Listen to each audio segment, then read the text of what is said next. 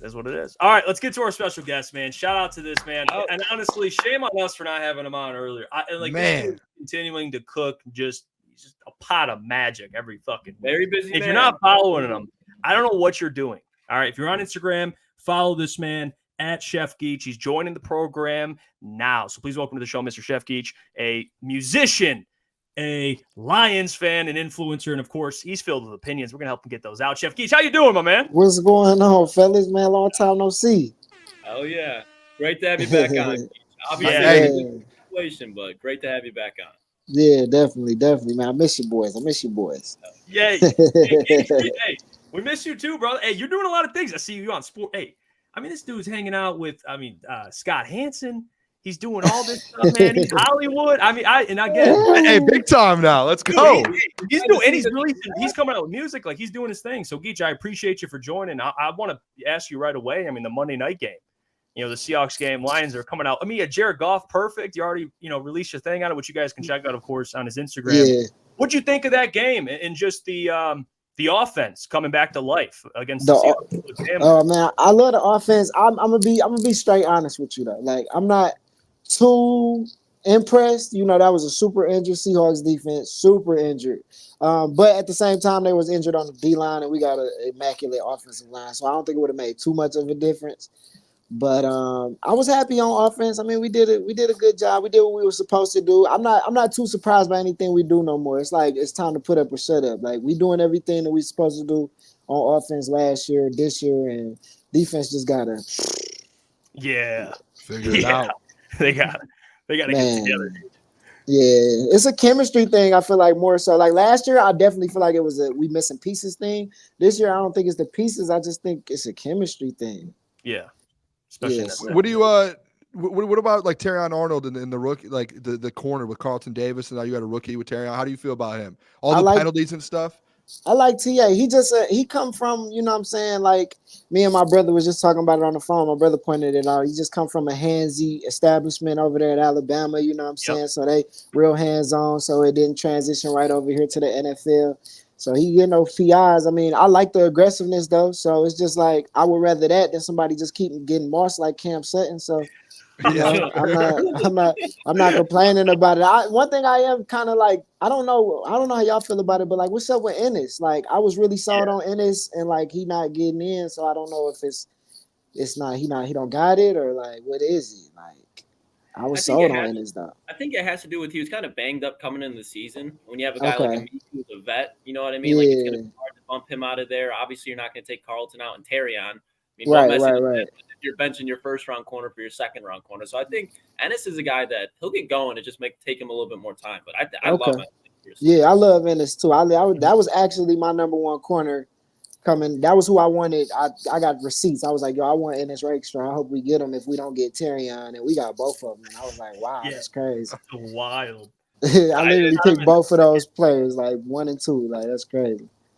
No, definitely crazy. As Lions fans, we're all excited. But something that's kind of crazy, Geech, that I don't think any Lions fans were expecting. We had the conversation early on in the show. The Minnesota Vikings. They're looking like they are not the best team in football right now, but they look like it. Yeah. I want your opinion. We all shared ours. Who is a bigger threat to the Detroit Lions to win that NFC North? We all agree the Lions are winning it. But between the Packers and the Vikings, season long, who do you think gives the biggest issue to the Lions? Hey, Vikings are frauds, Geech. Come on. The Vikings are frauds. Like, it's early in the season, man. I'm not too worried about none of that Brian Flores talk, all of that. It sounds good, but it'll catch up to him sooner or later. So I'm not too thrilled about the Vikings, but the Packers for sure are gonna give us a run for our money. You know what I'm saying? Jordan is legit now. Yeah. I was hoping it was a fluke, but nah, it's the truth. Jordan is legit. Yep. And that secondary, that defense is cool. I think it's gonna be a pretty even matchup, you know. So I think the Packers giving us a run for our money. Thank God the Bears are flukes too. The preseason kind of had me worried. I ain't gonna lie. Yeah. I'm like, is this man for real? And now I see he's everything I hope. So yeah, the Packers for sure. The Vikings ain't. Sam will get exposed. I pray he don't get exposed in London. I want them to come undefeated to us. I like that. That's a big matchup. Come get this big L. Come get the first L over here. Yeah, I mean, Yeah, I agree with you. I think the Vikings are frauds. I do agree with that. Hey, I got to tell you too, Geech. I mean, something we talk about a lot. And this year, man, like Davenport going down, and Hutchinson is playing out of his fucking. He is unbelievable. He's defensive player of the year right now, favorited. What do you think of the other side now with Pascal playing a little bit? If you had to point out something you're a little concerned with, what do you think about that other edge spot? Because I was out, man. I was trying my best to speak and tell, preach to the choir about Matthew Judon. It didn't happen. But what do you think about the other side of Hutch there? Okay, so hear me out. At first, I was against it. I was really, really against it. But I think we should go get Hassan. I think we should go get Hassan. I think we should. I was against it. Only reason I'm not against it anymore is because he's realizing that he's losing money. So I think his stock is going to drop. He's not going to ask for what he was asking for. He was out of his mind for asking for that much money, knowing he's in the latter end of his career. He was trying to get off. It didn't work. Nobody's buying it. The Jets not buying it. Philly wasn't buying it. So it's like, let's make that trade happen. You know what I'm saying? Let's make that trade happen. Give him what he should get now that he know he's not getting what he's been asking for. Let's go get Hassan. I just was against it because we built this roster off of draft picks. I'm not with giving away a lot of draft picks and paying somebody. That's like a double loss. Like, I'm not with it. We've been talking about getting a rental with Trey Hendrickson, some guys like that. But if he doesn't want to get paid, I'm with that. Geech, I want to ask you this though. You were at the NFL draft, and it was unbelievable, the stuff you're putting out. Can you just share your experience with the people, like in Detroit, back in Detroit? Like, it was unbelievable. You were literally interviewing Caleb Williams and all the players. How was that? Yeah. The draft was honestly, it was pretty boring. But like if you backstage, like trust me, it's not what you think. But it was a dope experience. You know what I'm saying? Of course, I would love to do it again. My main thing was the city. Like, it brought me to tears at one point. I remember looking like, yo, the city is like out and we on good behavior.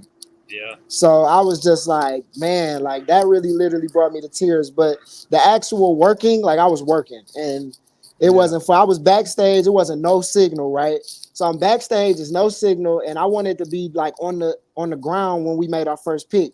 So I'm interviewing players, and I'm like, yo, I'm not interviewing every single player because I want to be on the stage when they make the thing. And they was like, Geech, you're not going to make it in time. You're not going to make it in time. I'm like, we got like 8 more picks. So then I got done interviewing. I think it was, I'm sorry, I'm in California. Helicopters are flying everywhere. So I make the last interviewers with Jaden Daniels, and then I'm like, all right, I'm going. So I'm running down there to hurry up, get to the stage. They're like, Geech, it's too late. You already made a pick. I'm like, we got like 6 more picks. They was like, no, you guys traded up. I was like, oh, we got Terry on. That's exactly what I said. I was like, oh, we got Terry on there. And I was like, okay, bet. So I looked and I was like, cool. And then literally he came right after that. And I was like, oh, and then I interviewed him. Well, I talked to him for a second. It was a good experience though, for sure. I just didn't have, and I didn't have no signal backstage. I couldn't even watch the draft. I couldn't even watch it. I just would hear it like, what happened? And then they'd be like, they'd get text, like somebody had a signal and they'd get a text message like, oh, such and such just got drafted. I'm like, bro, I can't even watch it. I'm like, bro, it was brutal. That's tough, don't believe the hype. It wasn't what it looked like on Instagram. All right. We won't believe the hype, Geech, but one player that I think we have to believe the hype with now is Jamo. I know you're a guy that through social media at the very minimum was very supportive of Jameson Williams. But what have you taken away from Jameson Williams' performance for the first 4 games? And do you think he's going to be able to keep this production up, or at least the impact that he's had on this offense? What do you think about Jamo the rest of the season going on? I love J-Mo. As you know, I was a big J-Mo supporter. I just think we needed a little bit more time. I think he had an unfair start, with the suspension and the injuries and stuff. But now he's had a real fresh start, a whole season to himself to really understand how it works. And now he's showing off. You know what I'm saying? I love J-Mo. I love how we incorporate him in the offense. I love how him and Goff is connecting. It's a beautiful thing to see, man. Like he's fitting into his role as a number 2 receiver. And I couldn't ask for nothing more, man. Yeah, he's Shout a out dog. to J-Mo. Yeah, he is, man. Booner, go ahead, and then I'll follow up after you.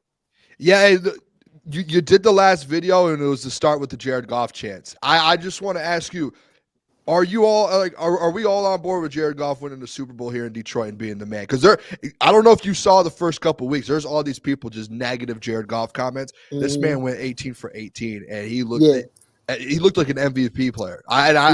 I've been boosting him up all offseason long. And the first 3 weeks, I was going through it, people coming at me. And now all of a sudden, I'm able to take a little victory lap for a week. Or you think we're winning a Super Bowl with Jared Goff? Can he do that for us? Yeah, for sure. I'm not worried about Jared whatsoever. Like, that's not somebody that, like, I don't have no like fear when it comes. Like, even when he have a bad game, I might get irritated or mad at him, but I feel like I'm part of the team, and I'll be like, yo, like, I know you can do this. Like, I know you can do this. Like, get your shit together. Like, I know you can do this. Like, it's not even a doubt in my mind that you can. I don't have a doubt with you. Like, you're not Jalen Hurts. I'm not sitting up there like, I don't know if he. I know you can do this. You might have a couple bad games. Get your shit together. I know you can do it. And he just showed his last game, like, he can hang with the big dogs, like, easily. His Madden rating is so disrespectful. What is it right now? I haven't played Madden. It was like a 87 or a 80. It was, matter of fact, it was lower than that. I think it was like an 85. Yeah, like, they do him dirty in Madden, dude. They do. Like, what? Like, come on, man. Like, nah. I got all the faith in the world of Jared Goff. I think he's gonna get us a ring, and I think he understands the pressure that's on him, and he embraces it. Because it's like, when you hear those chants every game, you better get you a Super Bowl. Yeah, you can't hear that. That is a staple, not just in Detroit, around the country, in the NFL. People hear that, and people hear that in the most randomest places. You could be at Starbucks and hear a Jared Goff chants. So it's like, bro, you gotta, and I think he knows that, though. I don't think he's like afraid of that moment. He's like, no, I'm gonna get it. And it's like, and I think he carried that chip on his shoulder still, with the Rams trading him and winning one without him. So, no, you're absolutely right. I got Geech, and I appreciate you joining, man. I gotta ask you, what are you working on? Tell the people what you're working on. I know you're crushing every week with the recaps, which again, people check out his app. But what do you got working on behind the scenes? Right now, I'm interested. Well, I'm not interested. I'm in the process of trying to be more like you guys, and do more. You know what I'm saying? Talk about this a little bit more. Be a little bit more on the analyst side of things. I enjoy the rapping, and it has literally changed my life, my career. I'm still in my solo artist endeavors, still working on my projects, my albums. I got like 2 albums sitting on the shelf, just waiting on the right time to drop them. But definitely starting to incorporate myself in the podcast world, and in being an analyst in the sports world. Hey, Geech, I want you to know right now, we're gonna say this shit live, dude. You are welcome anytime. Hey, look! I told Jeff, y'all need to make me the O.J. Simpson of this. Like, y'all need to just call me, bro. Call me whenever. I'm gonna answer and just talk my shit. You know what I'm saying? Just call me. I'm coming through whenever. I swear, whenever. Y'all can call me tomorrow and be like, "Yo, you want to come back?" I don't care. I'm here. So Victory Monday reactions, Geech. Yeah. Oh. Victory Monday reaction. We got to get on Victory Mondays. Yeah. Victory Mondays would be big. Yeah, let's go. I'm with it. Yeah. I'm with it. Hey, this man did say, "Make me your O.J. Simpson." I had to read it twice. I was like, "Oh shit!" He actually did say that. Make me the O.J. Simpson, man. I'm on here to just talk and say dumb, retarded, just like outrageous shit, man. Come on, man. I'm with it, bro. I'm with it. Whenever y'all need me, man, I'm here, man. I appreciate y'all, boys. I told Jeff that I appreciate y'all, man. Y'all rolled for me, and y'all shouted me out every chance y'all got and put me on the platform. So I got nothing but love for y'all. And let me just congratulate y'all, because this shit that y'all did as a collective jumped off fast. Like, y'all got traction. Like, I get people that talk about y'all. So y'all got traction moving. Keep going, y'all, in the right direction. And I'm all here for support, man. Dude, I appreciate that, Geech. That is a real one, dude. Geech, yeah, for sure.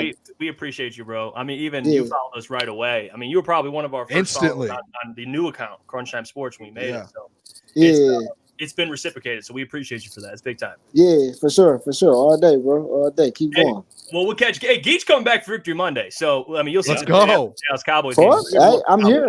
After the Cowgirls, after Rain Dakota Prescott. I can't wait. And then they got to come see us. We need, that's a Vikings game after that. Two revenge games back to back, so yeah, be ready for this recap. I got some special recaps for the next 3. It's I got it. He's already dialed in. Yeah, if for some reason you're watching the show right now and you don't know who Chef Geech is, simply type in his name on any social media platform. Everyone's got to know. That guy. Okay. You've absolutely, if you're a Lions fan, there's no way you haven't seen this man's content. You don't even have to especially this week. I'm not going to lie. This week has been crazy. I don't know how it happened. That was great. I don't know how it happened. Your production's Man. getting like better and Dude, better. every elite. time, dude. Especially like honestly, Yeah. it's probably during the playoffs last year. Like this dude is fucking cooking. Like Yeah, your the production's getting crazy. Yeah, the playoffs made it, and I'm not trying to hold y'all up too long, but the playoffs is good. when we were doing the regular season, of course, in my bedroom over and over. The only time we stepped out of the bedroom was when I did the Tupac against the Cowboys, and of course I did the bye week. I just was in my robe chilling at the house. But before that, I wasn't gonna do the playoffs. I wasn't gonna do the playoffs because I was so exhausted with this shit. I was like, bro, I'm not fucking doing the playoffs. My brother Roger, who shoots it, Roger, who shoots everything, and he came up with the whole recap idea. He was just like, bro, you got to do playoffs. I'm like, I'm not fucking doing playoffs, bro. It's official. And then I was like, everybody kept getting on me, like, you got to do playoffs. You got to do playoffs. I was like, all right, if I do playoffs, it got to be some shit. And I was like, what? And then wild card, it just literally clicked like that. I was like, wild card, we got to play Uno. And I was like, all right. So then we found a space where we could do that. Yeah, right. So then we did that, and I was like, every bar is going to be a Uno reference. Like, if you go back and watch that, like, I'm literally referencing every Uno card, draw two, wild card, such and such, so reverse. So that, and then I was like, all right, divisional round, what are we going to do? And then my brother called me, and he was like, well, what's divisional? What do you think of when you think of divisional? I was like, I don't know, fucking math. And he was like, we'll do it in the classroom. And then I was like, huh. And then it just came to me, like, from that moment on, I was like, I'm going to get a bunch of people to act, and I'm going to write all their raps, and then I'm going to have them go one by one. That was amazing, honestly. Yeah. That was amazing. Yeah. And then, so this season, that's the approach we kind of taken, like, yo, we killed it for the playoffs. Let's do that shit as much as we can every week this week. And real quick, Geech, how long do those, like, does it vary? Like, if you had to say, like, on average, how long do those take to make? You got man, editing probably crazy on that. Yeah, like you talking about from like writing to recording to editing? Yeah, just the whole process. Yeah. It's got to be done like. I usually do like, first off, it's so crazy that this one was the most viral, the one we just did, because that's always the hardest one to write because we play on Monday, and I start off rapping about the Lions. Yeah. So it's like I can't even write until Monday night, Tuesday morning.